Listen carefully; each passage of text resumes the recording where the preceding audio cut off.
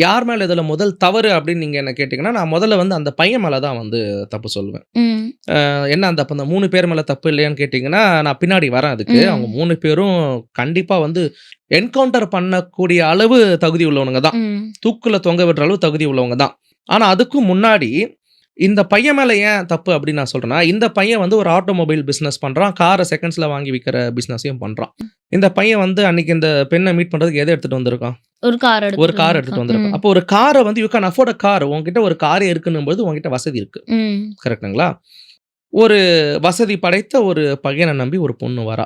ம். 25 வயது மதிக்கத்தக்க ஒரு இளைஞன நம்பி 20 வயது மதிக்கத்தக்க ஒரு பொண்ணு வரா. ம். அவ குழந்தை கிடையாது. ம். அவ வந்து பிஜி ஃபர்ஸ்ட் இயர் படிக்கிறா. ம்.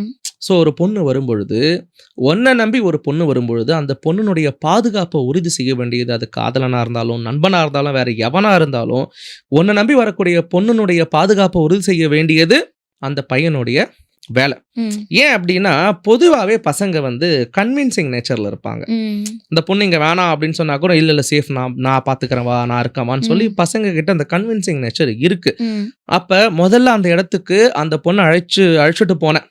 கூப்பிட்டுட்டு போனேன். அவன் மேல தான் நான் தப்பு சொல்லுவேன்.